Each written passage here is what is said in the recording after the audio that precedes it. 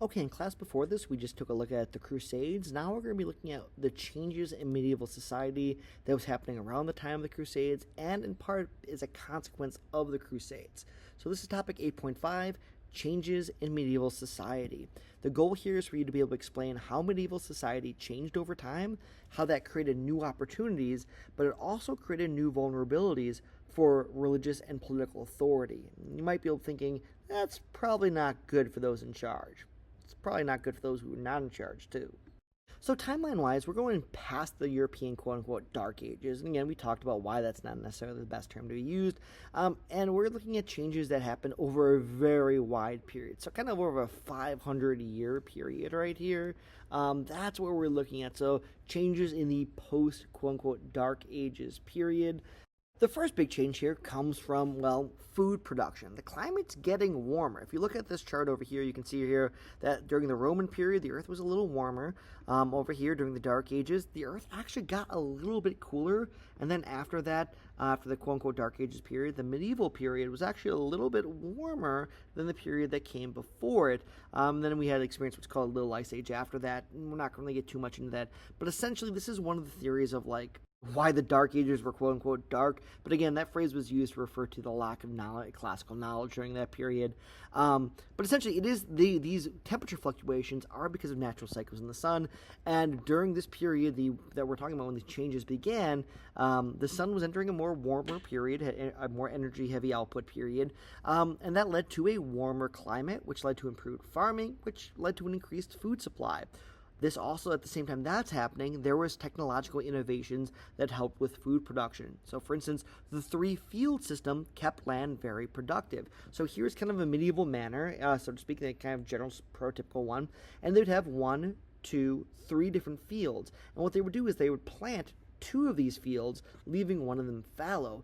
The idea here of this system was that you allowed one of the fields to not have its nutrients sucked up, and you would allow it to be used for grazing and things like that, to allow the soil to recuperate so you're not draining all the nutrients from it over and over and over again, which would allow for better food production. You'd also kind of circulate what you planted, so you didn't plant the same crops in every field every year, because some crops take certain nutrients out of the ground and put other nutrients back into it. If you can figure out which ones complement each other, you can actually rejuvenate the soil so that you can have more productive land than you would, say, if you just planted all 3 fields the same way every year over a long period of time. Another big innovation at this time was the horse collar, which right here you can kind of see this attached to the horse, and it allowed heavier plows to be attached to the back of the horse, which allowed them to plow more fields, bigger fields, a lot faster, which led to, again, more food. The more food available led to a larger population. The larger population has more consequences to this feudal system that we're going to look at. And why this matters in short is because, well, with more food, there's less famines. People are better fed. And that means also, because there's more food, not everyone is needed on the manor. They're free to go find other places to work and use their labor. And those economic surpluses, that extra food beyond what's needed for survival being produced, is going to drastically shape or reshape European society, which is going to shift from a we just need to survive mode to, okay, now we can start thriving and thinking long term and start building society up again. So this surplus creates a real movement, not just of like ideological movement, but literal movement of people. Extra food starts to support non-farm workers, right? People can start specializing in blacksmithing and baking and all these other kinds of things, playwrights, things like that. So you see an explosion of, products and creativity all across Europe. You're seeing all these different towns popping up near rivers and roads. Trade routes start to connect the interior of Europe and start to connect Europe to outside locations as well. And the serfs, basically the slaves on these manors and peasants, start to try to leave. The peasants are free to leave. The serfs technically are running away from the manors to towns where they can find some freedom. And that freedom is possible after living in town for a set amount of time, so they're able to kind of get their independence and kind of control their own lives in a way that just wasn't possible under the feudal system, where they were completely controlled by the lords on the manor. So the lords are starting to lose control of labor in a real structural shift in European society. Essentially, during the quote-unquote Dark Ages, when feudalism really was taking hold, There really weren't a lot of opportunities to support yourself.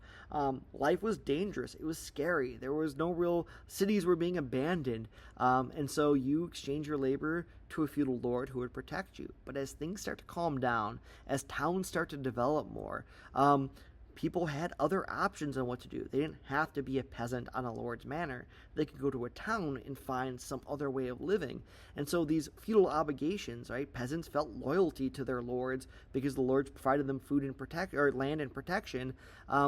No longer as needed. So the feudal obligations start to really weaken. The system starts to break down, and power begins to shift away from landowners toward people who can make money for themselves in town, and this is where we're going to see the rise of a banking class and merchant class.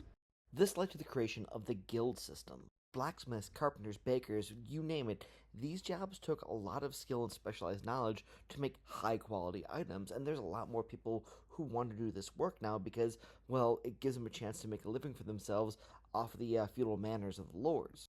The people who had these skills and how to do all these crafts and make these great products, they protected this knowledge quite closely because they don't want a lot of competition, right? And at the same time, they wanted to make sure that people knew that these products were of high quality and a good price. So the guilds kind of were the high-skilled people banded together to regulate the quality of the products, the prices those products would be charged for, and the training the next generation of people to learn these skills. Essentially created a 3-tier program where you'd start as an apprentice, where the parent would pay for their child to be trained. They would live with a master of the craft and learn from them. They would basically kind of be an indentured servant to this person.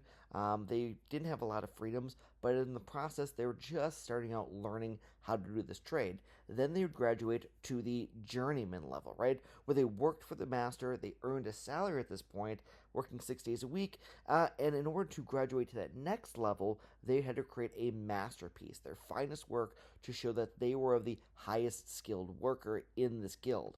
Once they passed this final task, they were then named a master in the guild. They were allowed to own their own shop, and they were able to work with other masters to protect that trade, to make sure that no one else kind of learned these skills and regulated the knowledge of how to do it. Of course, one of the deals was you really couldn't set up shop in the same town as the master who trained you, so you had to leave to do it because you don't want to be competition for the person who trained you.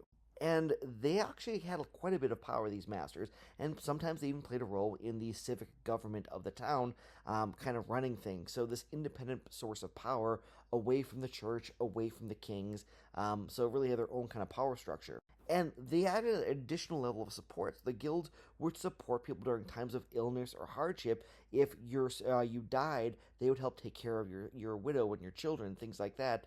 They even paid for the funeral expenses of their members, so they did a lot of services for the members of the guild to kind of help support them and their families. On the flip side, they played a role in the community as well. They built almshouses for victims of misfortune, so essentially, if you got really hurt or you couldn't work in the community, whether you're a member of the guild or not, you could go there, kind of a poorhouse. They made sure that the work being done by members of the guild were of high quality, so people weren't getting cheated. They even took turns policing the streets to make sure they weren't like bandits and stuff in the towns. And they even built and donated windows and other products to the churches, so they kind of were this all-encompassing one-stop shop for the community, both economically as well as helping everyone else out. So these towns really became a new power center, right? The kings had this royal authority, the popes and clergy had the religious authority, but these town centers had a lot of economic power, a lot of wealth being generated and concentrated in these towns. So the guild leaders were able to use that wealth in order to shape local government and create kind of their own sphere of authority away from the crown and away from the pope. Wealth at this point was no longer solely tied to land or noble status, right? So for in the past, wealth was generally seen as you own a lot of land. The more land you have, the more wealth you have. Or your wealth was tied to the fact that you were born into a noble family. But with these guilds, you were able to kind of work your way up and kind of pull yourself up by your bootstraps, essentially, if you were lucky enough to get into one of these guilds, in order to support yourself and gain some power outside of the traditional power structures we've been studying. This trade expands and money begins to matter a heck of a lot more, right? Local markets are beginning to connect to long distance trade routes, so that increased trade within Europe is now reconnecting to these trade routes that we've been talking about in the rest of the world, like the Silk Road all the way east to China, the gold salt trade right down into Southwest Africa, the monsoon marketplace down here. These European markets are starting to get connected to that again. And so you're seeing this reconnecting of Europe to the world, and goods start to move between regions, right? Cloth, salt, tools, luxury items are moving all across Africa, Eurasia, right? That's right, Africa, Europe, and Asia, as these trade networks are now becoming more interconnected. And after the Crusades, these trade networks reopened and expanded far east, so Europe, who was once isolated, is now part of this greater trade network that we've been looking at develop over the last several units among these other cultures outside Europe after the collapse of the Roman Empire. There's also financial change at this point, right? You start to see the development of the use of credit. That is, I don't have the money to pay you right now, so I'll take out a loan and then pay you back later. This is also kind of letters of exchange with this kind of idea that I'll owe you if you give me this thing now. And this also leads to the rise of banking, so very wealthy bankers, and that expands support for trade and rulers. You don't need all the money up front right now, so you can buy on credit, which then allows people to build their own businesses and further expands financial wealth for people. And kings and cities increasingly depend on private wealth, the wealth of not the royalty, but of people who are making their money through banking, through commercial activities, and this really becomes a boom for economic activity. Right? More trade means more workers are needed, which means more serfs are moving to the town to work for pay instead of, being essentially enslaved as indentured servants on their manors. It also meant more cash, more trade meant more cash, more banking and lending services, and this meant more money is available to build new businesses. And that trade also leads to merchants' wealth and power expanding, which means merchants' taxes increase the king's power and wealth, so the different things the kings can now do with this wealth that's being generated from all this increased trade. So it really is benefiting all these different social classes. A real key shift that's happening here now is that economic power is beginning to rival noble birth, right? So power used to be the nobility, right? I live on this manor, I am the lord here, and all the peasants and serfs kind of do all the work for me, but I have this power because I was born into a noble family.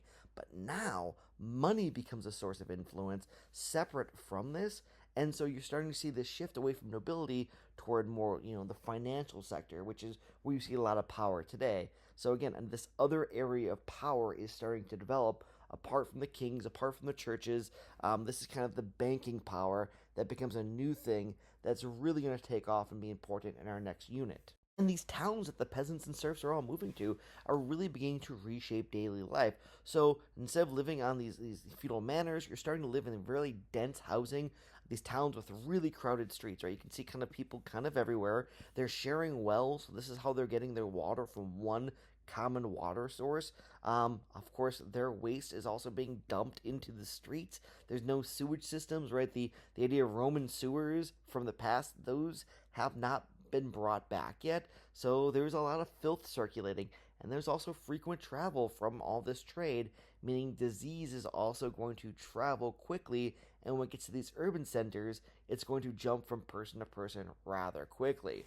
You're also starting to see really big sharp contrast between wealth and poverty. It becomes very clear who the rich are and who the poor are. Markets, churches, and homes, all these things are tightly tacked with people. It really is kind of this powder keg just waiting to explode when the right disease hits.